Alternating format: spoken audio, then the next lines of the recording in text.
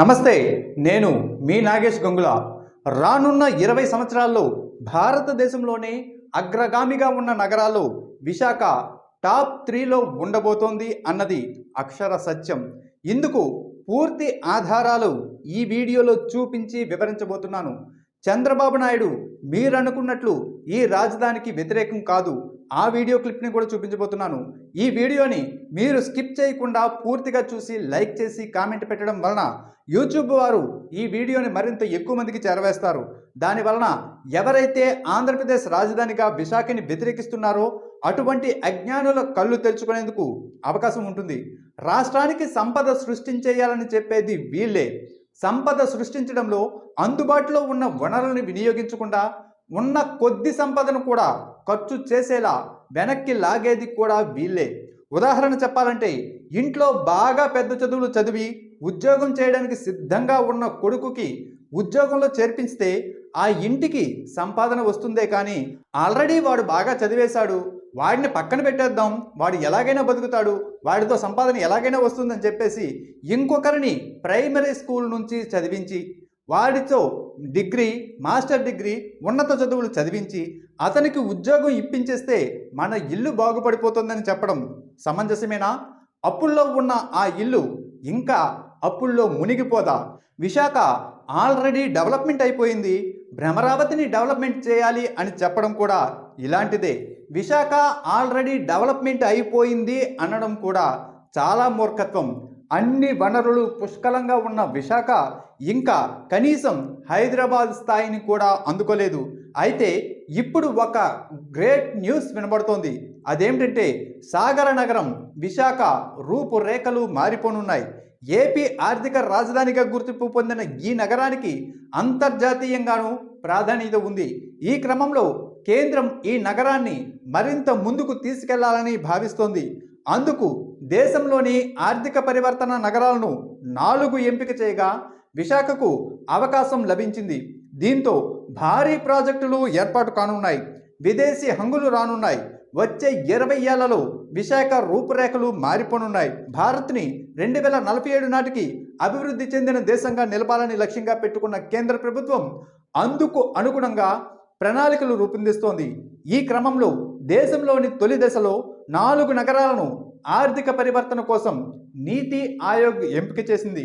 అలా ఎంపిక చేసుకున్న 4 నగరాల్లో విశాఖపట్నం నగరం చోటు దక్కించుకుంది. విశాఖతో పాటు దేశ ఆర్థిక రాజధాని ముంబై, సూరత్, వారణాసిలు ఈ జాబితాలో ఉన్నాయి.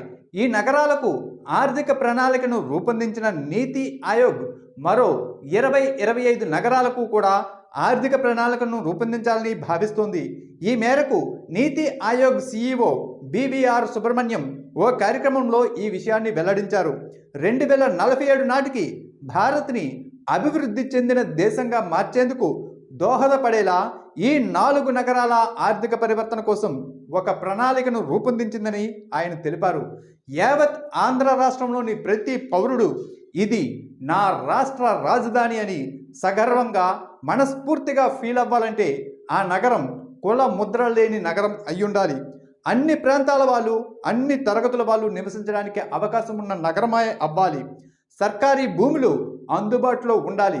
ముఖ్యంగా అవి 3 పంటలు పండే పచ్చని పంట పొలాలు మాత్రం అవ్వకూడదు. మరీ ముఖ్యంగా అమరావతిలో మాదిరి సచివాలయ ఉద్యోగులు శనివారం సాయంత్రం హైదరాబాద్కి మూటాముల్లే సర్దుకుని పోయి సోమవారం తిరిగి వచ్చే దరిద్రపు పరిస్థితి ఉండకుండా స్థిర నివాసం ఏర్పాటు చేసుకుని నివాస యోగ్యంగా ఉండగల ప్రదేశం కావాలి. ఒక ప్రాంతానికి నూతన రాజధాని తరలి వెళుతోందంటే ఆ నగరం అంతో ఇంతో అభివృద్ధి చెంది రోడ్డు, రైలు, జల మార్గాలతో అనుసంధానమై ఉండాలి. అప్పుడే నూతన రాజధానిలో పెద్ద ఎత్తున పరిశ్రమలు, పెట్టుబడులు రావడానికి అవకాశాలు ఏర్పడి ఉపాధి అవకాశాలు పెరుగుతాయి. వీటిలో దేని పరంగా చూసినా కూడా నూతన రాజధాని నిర్మాణానికి విశాఖ నగరం 100% అనువైన నగరం. హైదరాబాద్ ఇలానే అభివృద్ధి చెందిందే తప్ప రాత్రికి రాత్రి మహానగరంగా రూపాంతరం చెందలేదు. పైగా ఇప్పటికే విశాఖ నగరంలో ఐటీ రంగం అంతో ఇంతో విస్తరించి ఉంది.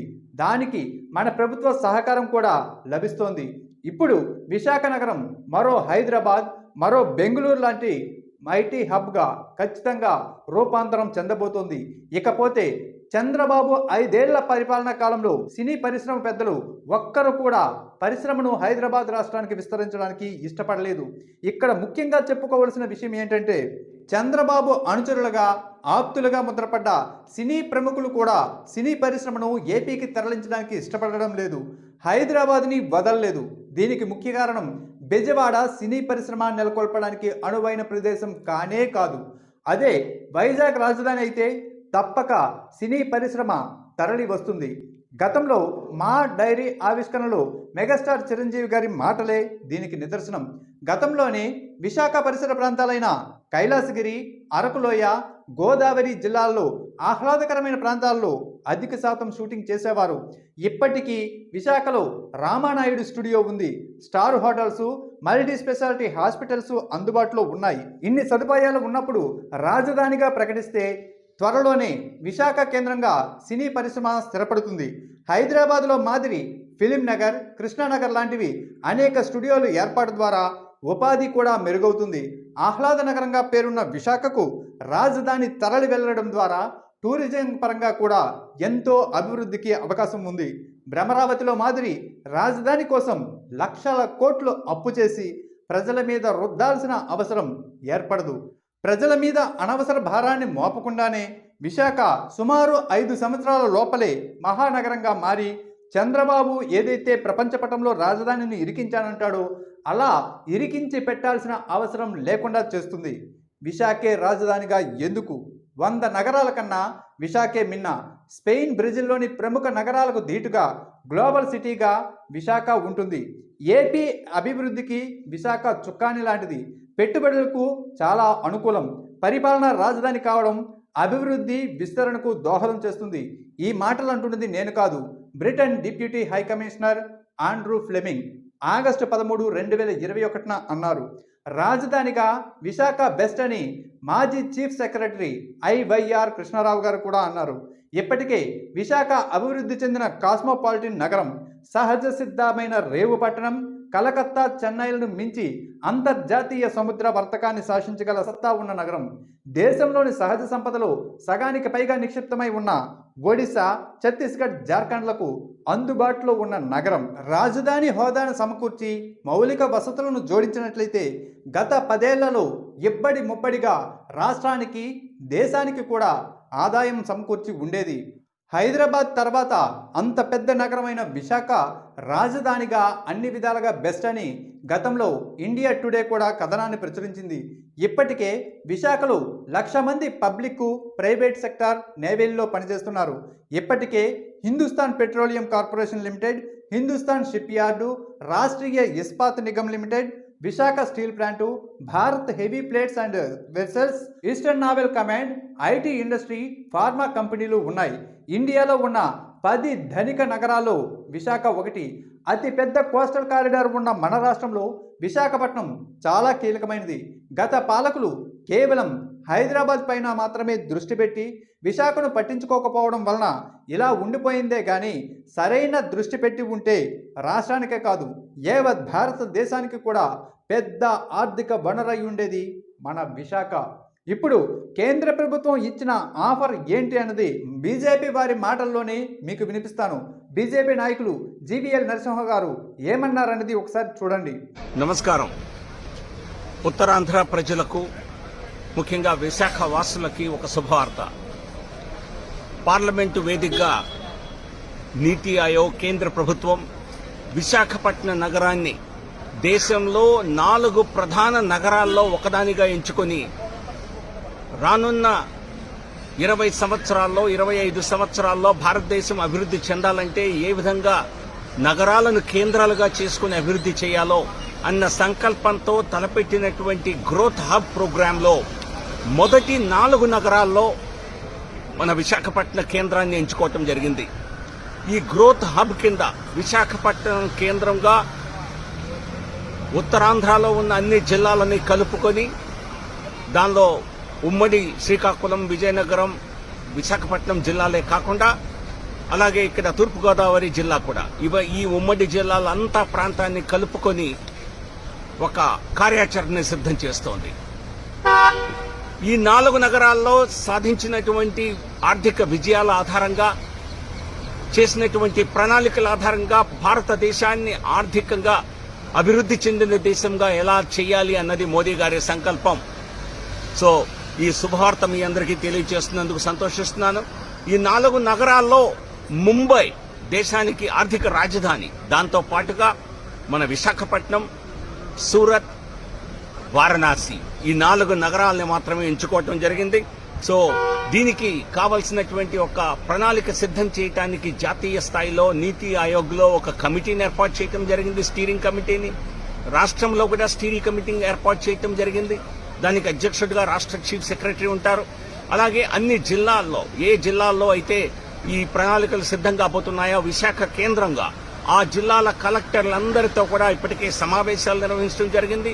ఈ జిల్లాల్లో మనకి శ్రీకాకుళం, విజయనగరం, అలాగే పార్వతీపురం, అలాగే మన అల్లూరి సీతారామరాజు జిల్లా, విశాఖపట్నం, అనకాపల్లి, కాకినాడ, తూర్పుగోదావరి ఈ జిల్లాల కలెక్టర్లందరితోనూ ఈ మధ్య కాలంలోనే ఒక సమావేశం ఏర్పాటు చేసి చర్చలు ప్రారంభించడం జరిగింది. నీతి ఆయోగ్లో ఒక ఎక్స్పర్ట్స్ ప్యానెల్తో ఇప్పటికే ప్రణాళికలు రూపొందుతున్నాయి. సో కాబట్టి నరేంద్ర మోదీ గారి 3వ టర్మ్లో విశాఖపట్నం దేశంలోనే ప్రథమ వరుసలో విశాఖపట్నం, ఉత్తరాంధ్ర జిల్లాలన్నీ కూడా మంచి అభివృద్ధికి మరి కారణం కాబోతున్నాయి. దేశం మొత్తం మీద అభివృద్ధి ఎలా చేయాలో అన్న దానికి విశాఖపట్నం, ఉత్తరాంధ్ర వేదిక కానుంది. ఈ విషయం తెలియచేయడానికి మీ అందరికీ సంతోషిస్తున్నాను. దీనికి సంబంధించిన జవాబును కూడా నా ఫేస్బుక్ అకౌంట్లో, అలాగే ఎక్స్ అకౌంట్లో ఇప్పటికే దీన్ని షేర్ చేయడం జరిగింది. ఇది ఒక స్పష్టమైనటువంటి కేంద్ర ప్రభుత్వం నుంచి వచ్చిన నివేదిక కనుక దీన్ని ఖచ్చితంగా అందరూ పరిగణలోకి తీసుకోవాలని తెలియజేస్తూ నమస్కారం. జై హింద్, జై భారత్. అలాగే చంద్రబాబు నాయుడు ఈ రాష్ట్ర రాజధానిగా విశాఖ ఉండకూడదని ఏమైనా అన్నారా?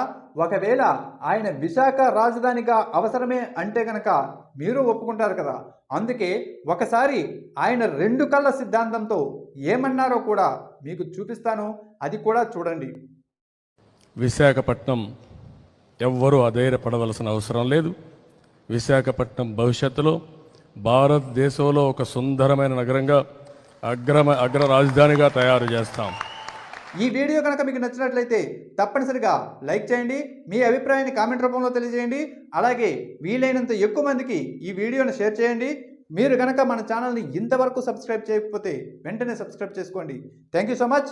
నేను ఎప్పటికీ మీ ప్రేమ అభిమానాలు కోరుకునే మీ నాగేష్ గంగుల. Thank you.